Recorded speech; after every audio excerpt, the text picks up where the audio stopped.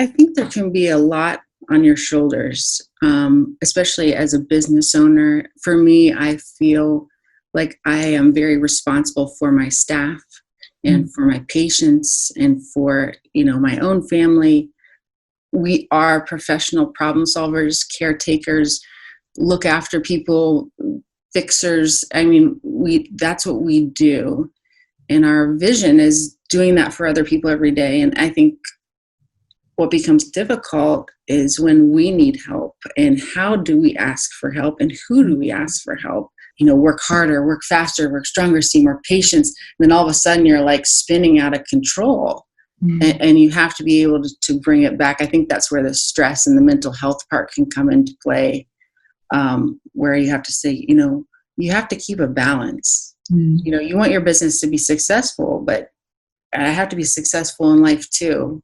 I was an athlete growing up, and there are times you've got to work really, really hard. And there's no floating through this at this point. Every day you need to wake up and say, I'm going to be mentally tough today. I'm going to bring my A game. I'm going to try everything I can. Now, some days you just wake up and you're like, I just don't think I have it. But we don't have a choice.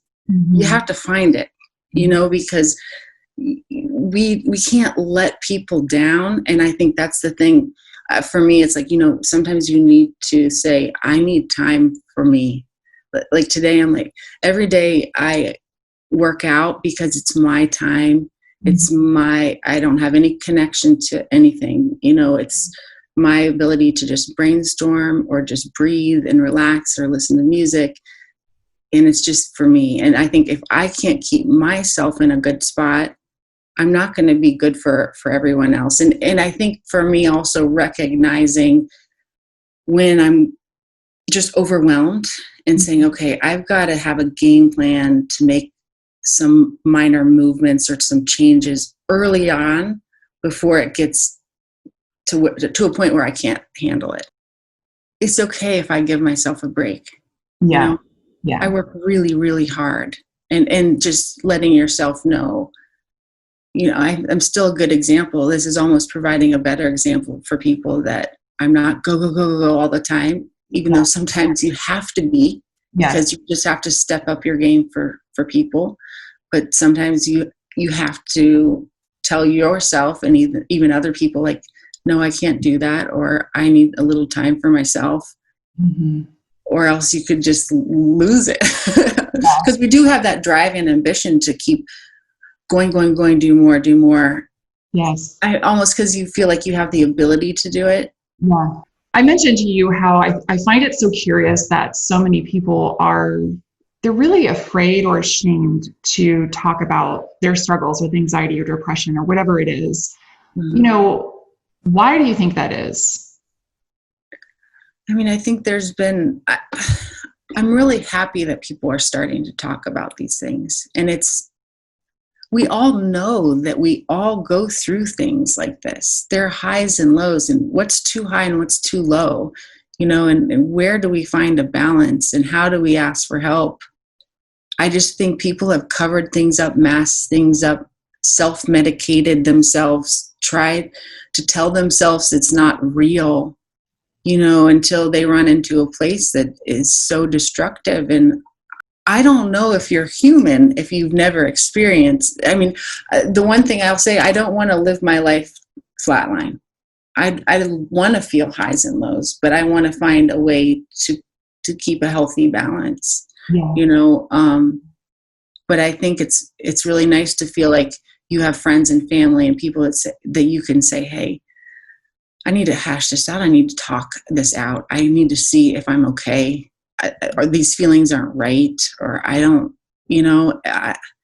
there's too many people that get so far gone, and you just after the fact feel like, man, I wish I could have been there for that person, or I wish someone could have helped me. Yes. And maybe it's getting older and kind of feeling more comfortable in your own skin and knowing yourself, or having friends that are close enough, long enough that know you, where you can at least have a couple people to reach out that you can say, I need you now.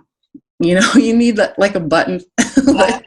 we're human, and it's those vulnerabilities when we open up that really creates connection, like nothing else. Because when you start telling your stories and when you start talking to people will come back with the same exact feelings. It's almost just like starting the conversation.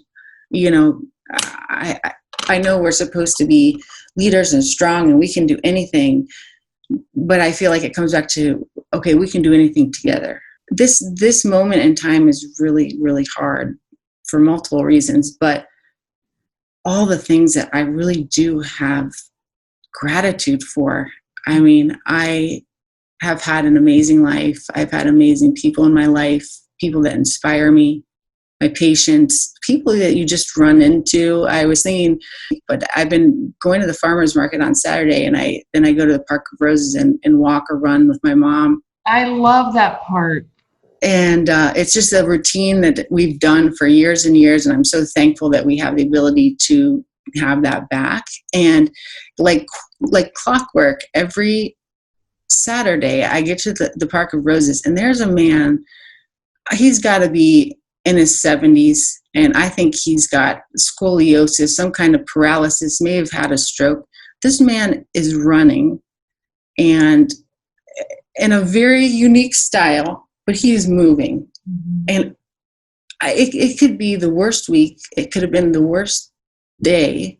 And every time I see him, and he always looks up at us and he waves and he smiles. He says, good morning. And I'm like, you know what? There are some incredible people out there. They choose every day to get up and do it. Yeah.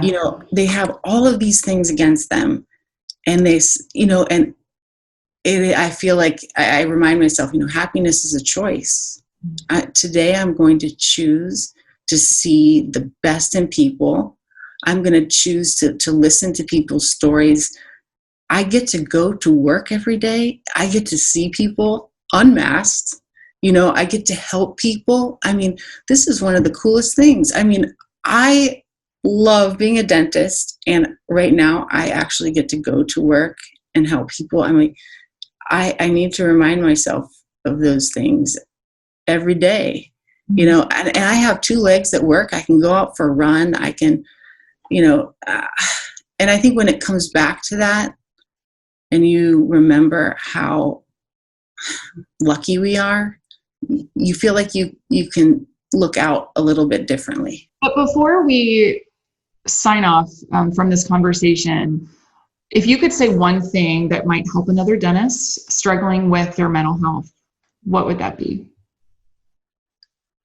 We're all better together, and we're all going through this together. We're feeling the same things. This is our Mount Everest, but we're so prepared.